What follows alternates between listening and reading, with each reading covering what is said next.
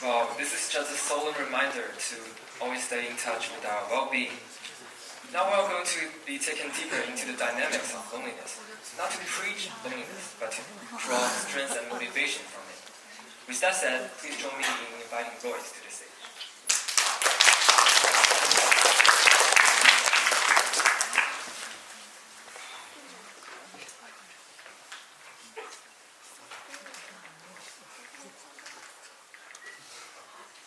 Greetings. My name is Royce. I understand all of us, no matter young, no matter old, no matter poor, no matter rich, has always felt lonely in some time of our life.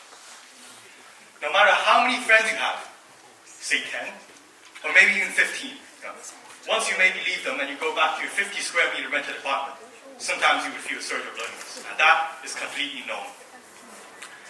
Whenever we talk about loneliness, we always think about its causes.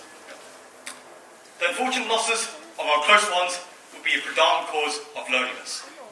Or maybe not knowing how to make friends or socialize would also be a cause of loneliness, as well as being an introvert too.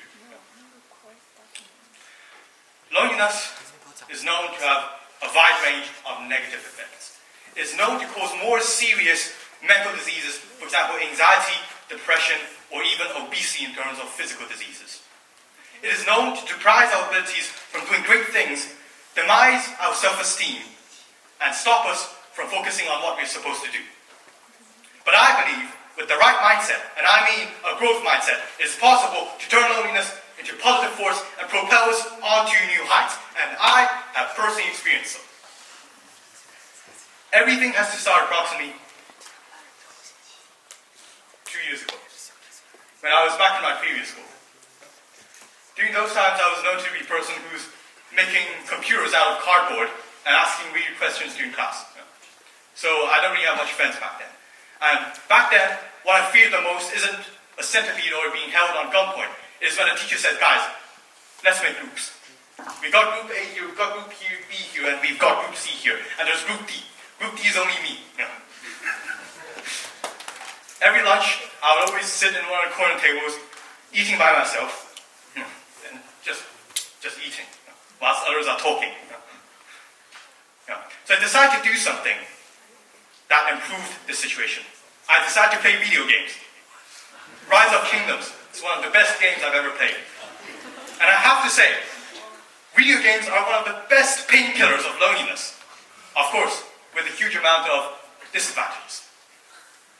So I started playing Rise of Kingdoms, and the first thing I noticed is that my grades started with an A in maths, and miraculously ended up with 50 out of 100 at the end of the year. Secondly, me and my dad's relationship worsened. We would argue on a daily basis, which is quite bad. Thirdly, people avoided me more. Back then, no one's ever seen someone who's holding a laptop whilst waiting in line for lunch, or holding a laptop whilst walking on the streets, playing Rise of Kingdoms. So people avoided me more. I was more lonely.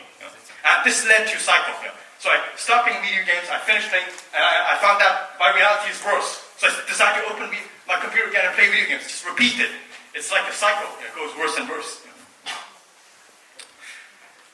So this is the end of 2022 and the start of 2023.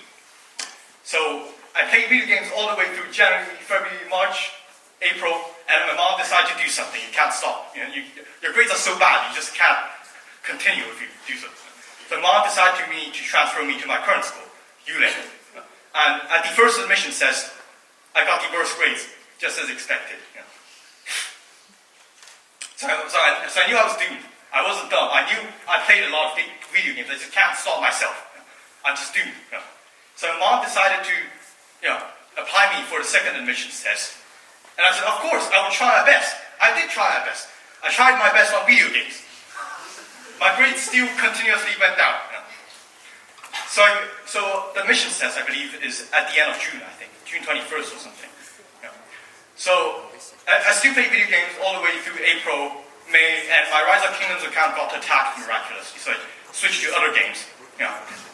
So at the end of May, and then at the start of June, something happened. Something happened that changed the trajectory of my life. It was June 6, 2023. That day coincided with my birthday. And I was expelled from school. I knew I was doomed. My grade books are terrible. The comments are, as usual, very optimistic. Royce is a very active person who's known to do a lot of things. And then the grades are the opposite. B's, C's, maybe D's. So I knew I was doomed. And the only chance I have right now is the admissions test. But it's in 15 days. And I can't stop myself from playing a video game. What should I do? So I decided to do magic. I closed my eyes. I randomly typed a huge amount of letters, reset my password for my laptop, and copy and pasted it. I don't even know the password. And so for the next 15 days, I can't open my laptop if I play video games again. It's a very good method, I have to say. It's still locked now. So the only thing I had to do is to study. And I have to say, these 15 days are some of the most boring days I've ever experienced. I ate breakfast and studied, ate lunch while studying, ate dinner while studying, slept, woke up, studied. It's just, And on June 21st, I took the admissions test, and I got the passing grade. I think it's just a threshold. And I took the second test, interview, and I passed. It wasn't the end, of course. I went in here, and my grades aren't very good. I got a 33 on a maths common test in the first few weeks. And I still don't really have much friends. And I have to say, at the end of 2023, things were at its worst. I've experienced a lot of different fluctuations. I had a bunches of S3s, S2s, S1s, and I had huge conflicts with my roommates, and I was almost suspended from my dormitory. And this led me to learn a lot of things.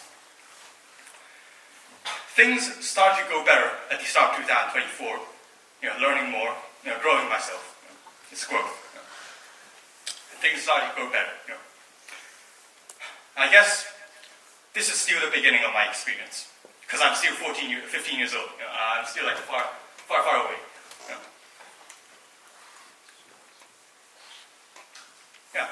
So that's my experience. I wish my experience can inspire. But this presentation is supposed to be presented to you, not me. I was just merely sharing my experience. So what should you do with loneliness? Now, there are, of course, a lot of methods. Talk to counselors, make a bunch of friends. But there are also some people who just can't do so good. They just can't make friends because, like introverts, they tend to struggle to make friends in general. Which is why I believe there's this option here: team up with loneliness. You can either fight against it or team up with it. So you ask, how do I team up with loneliness? Loneliness is not physical. It's not like you buy a pack of chips and you would team up with it. You can team up with loneliness by finding what you love. If you find something that you can do for 2 days straight without not caring of what you eat, not caring of your accommodation, that is teaming up with loneliness. And I'll tell you, the majority of people switch between the two. We would sometimes team up with loneliness, we'd sometimes fight against it.